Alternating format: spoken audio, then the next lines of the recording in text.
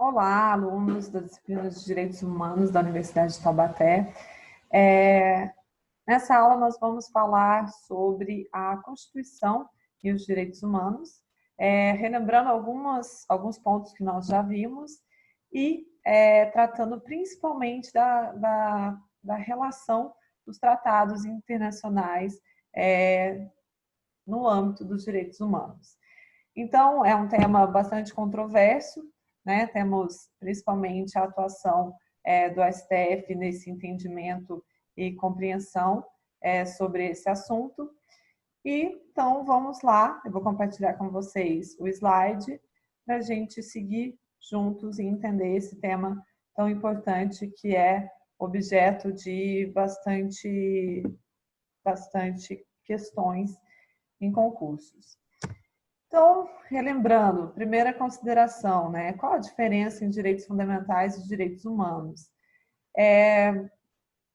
Versa sobre o mesmo assunto, mas os direitos fundamentais seriam os direitos humanos positivados no ordenamento jurídico interno, né? Então, seria os direitos fundamentais reconhecidos e positivados na esfera do direito constitucional, né? Então, essa é a diferença dessas nomenclaturas, né? Os direitos humanos estaria aí relacionado com a ordem internacional e quando esses direitos humanos positivados no ordenamento jurídico, eles teriam aí o nome de direitos fundamentais.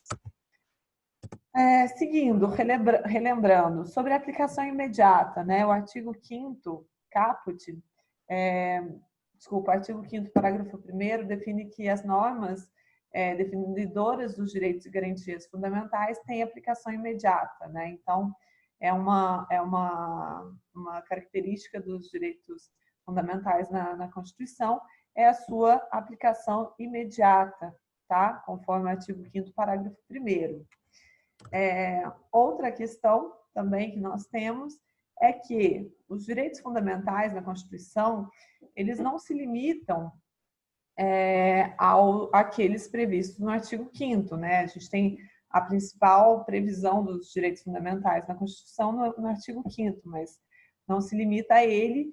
E, mais que isso, a gente tem a potencialidade de ampliação desses direitos, né? Tanto pelo legislador interno, tanto pela elaboração de tratados, né? Então, a gente tem aí na condição com fundamento no artigo 5º, parágrafo 2º, que fala que os direitos e garantias expressos nessa Constituição não excluem outros decorrentes do regime e dos princípios por ela adotados ou dos tratados internacionais em que a República Federativa do Brasil seja parte. Ou seja, o que a gente tem no artigo 5º, parágrafo 2º, é que um direito não exclui outro e não limita a existência de novos direitos e ampliação desses direitos fundamentais. É isso que nós temos sobre essa condição do artigo 5º, que ele é exemplificativo, né? E tem aí a possibilidade de ampliação até pelo tratados na perspectiva do direito internacional. Mas, pessoal, dentro da nossa Constituição, o que ela fala? Quem são os destinatários desses direitos fundamentais, tá? Aí a gente vai ao artigo 5º caput, que faz referência aí aos brasileiros e aos estrangeiros residentes no país. A gente tem essa previsão literal, né? Então, será que somente os brasileiros e os residentes e os estrangeiros residentes no Brasil são agasalhados pelos direitos fundamentais previstos na Constituição? Não, tá, pessoal? A gente tem um entendimento, principalmente aí exteriorizado no HC 94016, em que fala que o estrangeiro não domiciliado no Brasil tem igual direito e também é destinatário dos direitos fundamentais, né? Então, se a gente tiver um turista aqui no Brasil, ele não vai ser destinatário dos direitos fundamentais? Vai, tá? Então, os destinatários são todos, né? Então, brasileiros, residentes ou não no Brasil, tá? A Constituição de 88 traz já grandes referências à condição dos direitos humanos. A gente percebe na Constituição uma grande preocupação na efetivação dos direitos humanos, fruto inclusive do momento histórico recente que passou o país, né, com um estado de exceção, limitação da liberdade, violações das mais diversas ordens de direitos humanos. Então, a nossa Constituição é uma Constituição, de fato, comprometida e até, muitas vezes, até prolixa, né, em tentar garantir aí esses direitos fundamentais. Então, todo o texto constitucional é marcado por essa condição de preservação dos direitos fundamentais. Tanto que o artigo 4º, ele tem ali que o Brasil rege-se nas relações internacionais com os princípios da prevalência dos direitos humanos. A gente tem no ADCT que o Brasil vai aderir, né, à formação de um Tribunal Internacional de Direitos Humanos. E também a questão da possibilidade de ampliação, né, dos direitos humanos ali no artigo 5º, parágrafo 2º, por tratados, né, já condicionando essa perspectiva de ampliação e condicionando essa relação que faz com o direito internacional, tratando aí da possibilidade dos tratados internacionais. Mas o texto original ele tem bastante características e reforça os direitos humanos, né? No caso, os direitos fundamentais, ali positivados. Mas a gente tem uma emenda constitucional bastante importante, relevante para os direitos humanos, que é conhecida como a emenda constitucional do Poder Judiciário, que é a emenda 45 de 2004, e ela traz algumas questões, 3 importantes artigos, né, alterando, mas principalmente ela insere-se aí o artigo 5º, parágrafo 3º, que trata da possibilidade dos tratados de direitos humanos ter status de norma constitucional, que a gente vai ver a seguir, tá? Outra consideração que ela insere do artigo 5º, parágrafo 4º também, que o Brasil submete ao Tribunal Penal Internacional, né, constituído aí no Tratado de Roma, e também, no artigo 109, a possibilidade do Instituto da Federalização de Crimes de Direitos Humanos, né? Então, ali na condição de grave violação de direitos humanos, o Procurador da República pode requisitar aí que seja essa ação, né, esse crime federalizado perante a STJ, tá? E é um incidente de deslocamento de competência, e aí pode ter tanto a decisão favorável a esse deslocamento ou não, tá? A gente tem aí até a negativa do deslocamento de competência, no caso Dorothy Stein, tá? Que ficou bastante conhecido no Brasil, daquela ativista ambiental, mas que foi negado. Então, é até uma decisão interessante para se acompanhar. Então, pessoal, a emenda constitucional 45/2004, né, o poder constituinte derivado, é bastante importante e tem grandes impactos nos direitos humanos. Então, vamos lá. Esse tema que é bastante controverso, né, que é os tratados internacionais da Constituição na perspectiva dos direitos humanos, tá? Sei que vocês têm aí a disciplina de Direito Internacional, em que vem bastante essa condição dos tratados, mas aqui a gente vai focar na perspectiva dos tratados referentes aos direitos humanos. Lembrando que tratado é gênero, né? E é uma forma, uma nomenclatura genérica para a gente tratar, em que pode ser denominado aí de cartas, de protocolos, de pactos, de convenções, tá? Vários acordos internacionais, cada um pode aparecer como a nomenclatura, tá? Então, tratando aí os tratados de forma genérica, tá? Lembrando que os tratados, ele tem aí a sua regulamentação pela Convenção de Viena de 69, que regula o direito dos tratados. Então, primeiramente, né, de forma geral, o que nós temos do procedimento geral para incorporação de tratados? É o rito ordinário, tá? Mas ele segue uma etapa. E ele é composto por um ato complexo, ou seja, depende tanto do executivo quanto do legislativo para ele se realizar, né? Aí privilegiando o princípio dos freios e contrapesos, que mantém e equilibra a divisão das funções, né, institucionais que sustentam a República. Então, a primeira condição de negociação e assinatura pelo Poder Executivo, né?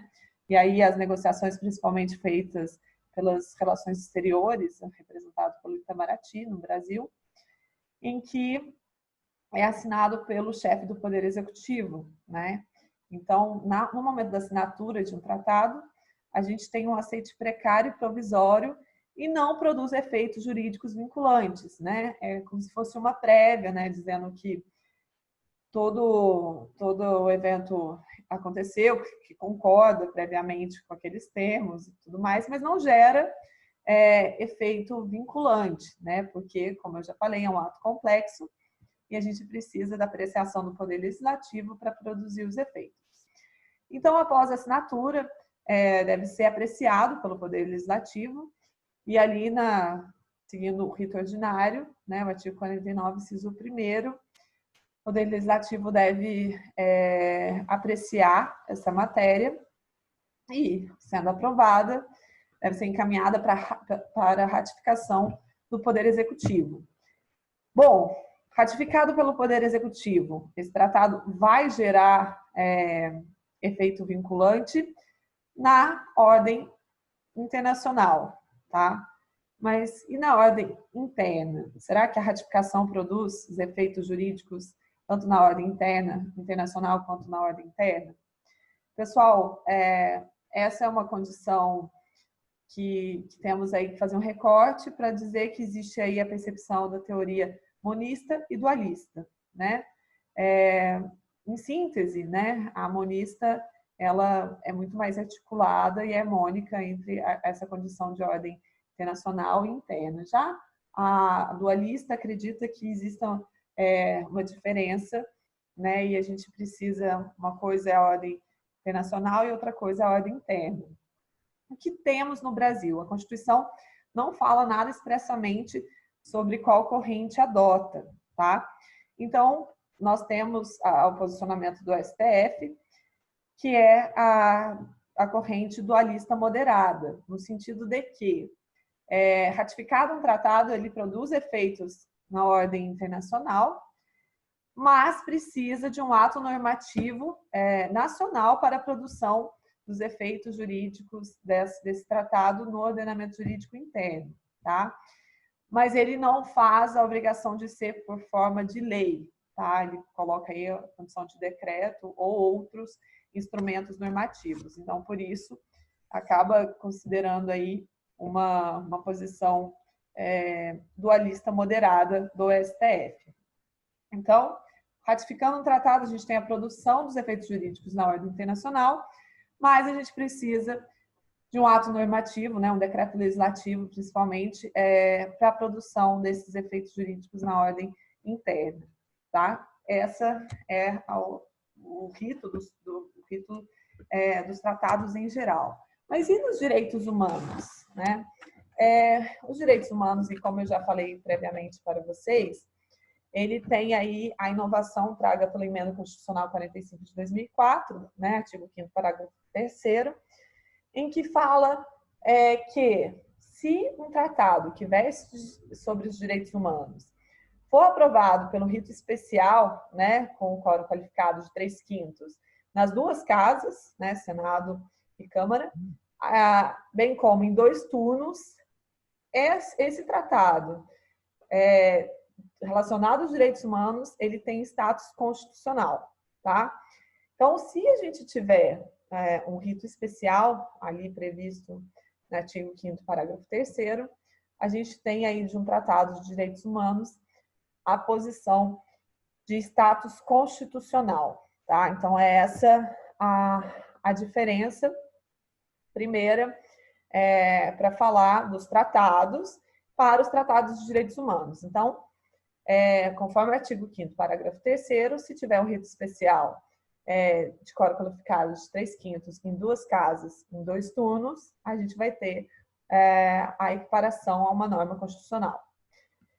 A gente tem como exemplo de norma constitucional, né, tratados de direitos humanos, como norma constitucional o Tratado de Marrakech, tá? Que facilita o acesso de obras públicas de pessoas cegas com deficiência e outros, né, para ter acesso ao texto impresso. E também a Convenção de Nova York, que trata dos direitos com deficiência e o seu protocolo facultativo. Então, temos essas 2 referências de tratados que versam sobre os direitos humanos, que têm a condição aí, a equiparação à norma constitucional. Mas, pessoal, vamos pensar. Mas, e se for um tratado que versa sobre os direitos humanos, mas não foi aprovado pelo rito especial previsto no artigo 5º, parágrafo 3º? Bom, nesses casos, a gente tem a construção, tá, jurisprudencial, aí, firmada pelo STF, do status supralegal do Tratado de Direitos Humanos, que não foi concebido pelo rito especial, previsto no artigo 5º, parágrafo 3º, ou seja, esse Tratado de Direitos Humanos seguiu o rito ordinário, lá que nós já falamos, né, referente a todos os tratados. Mas considerando, né, e consignando a importância dos tratados de direitos humanos, né, foi consignado ou construído a ideia de um status de supralegalidade. Ou seja, nós não vamos ter aí o status constitucional, porque não seguiu o rito especial, previsto no artigo 5º, parágrafo 3º, mas também nós não vamos ter a condição de uma lei ordinária, tá? Então, a gente vai ter a Constituição, né, as normas dos status constitucionais, após o status de supralegalidade e depois a lei ordinária, né? Então, ficando aí como se no meio termo entre a lei ordinária e a Constituição, uma condição de supralegalidade, tá? Então, essa a referência, né? E a gente tem a principal referência aí na condição da análise do depositário infiel, né? Que é proibido pelo Pacto de São José da Costa Rica, em que é autorizado pelo artigo 5º, e precisou-se fazer aí essa construção para entender, e aí, inclusive, conceber a súmula vinculante número 25 do STF, que fala que é ilícita a prisão do depositário infiel. Tá? Então, essa é a construção. Então, pessoal, relacionado aos direitos humanos, ainda que não seja completamente pacífico, mas vamos dizer, a doutrina majoritária, a gente tem a condição de um tratado de direitos humanos ter norma status constitucional, tá? Aquela que seguiu o rito do artigo 5º, parágrafo 3º, né? Passou em 2 casas, em 2 turnos, com maioria qualificada de 3/5, tá? Então, se ela seguir o rito especial, ela vai ter o status de norma constitucional, né? Vai equiparar-se à norma constitucional. E se um tratado de direitos humanos seguir o rito ordinário, né, dos tratados, em geral, ele vai ter o status de supralegal, tá? Então, seguindo o rito ordinário, o Tratado de Direitos Humanos vai ter a condição de status de supralegalidade, sobrepondo ainda a lei ordinária, mas não o status de norma constitucional. E, pessoal, para finalizar esse tema, como vamos fazer se a gente tiver, como a gente faz, né, se a gente tiver divergência entre tratados e normas nacionais, tá? Da mesma forma que a gente tem um controle de constitucionalidade, né, que tem como base e referência a Constituição, e dela deve todo o ordenamento se guiar, a gente também tem a condição aí do controle de convencionalidade, que tem aí como paradigma, né, a questão dos tratados e o controle da produção normativa nacional, né? Então, a gente tem esse controle de convencionalidade para entender e organizar e tentar dar harmonia entre os tratados internacionais e o ordenamento jurídico pátrio, né? Normas, enfim, das mais variadas. Então, esse controle de convencionalidade ele pode ser feito aí tanto na forma de controle concentrado quanto pela via de exceção, que é o controle difuso, tá? Matéria de direito constitucional. Mas vocês precisam saber, né, que existe toda essa consideração de tratado, por vezes, conseguir revogar leis. E caso mais complicado é quando existe aí a divergência do tratado, com aparente divergência do tratado com a Constituição, né, que aparentemente foi o que aconteceu no caso do depositário infiel, né, que a Constituição falava ser permitido, mas que a jurisprudência do STF sustentou que a gente tem aí não a revogação de norma constitucional, mas da paralisação da produção de efeitos da norma infraconstitucional que regula essa condição do depositário infiel, tá? Então, uma forma aí do controle de convencionalidade, tá? Então, entre a condição de ter conflito entre tratados e a norma interna, a gente não vai falar de controle de constitucionalidade, e sim do controle de convencionalidade que deverá ser feito para tentar dar harmonia entre essa condição do direito internacional, né, dos tratados internacionais, e o ordenamento jurídico nacional, né, as normas nacionais. É isso.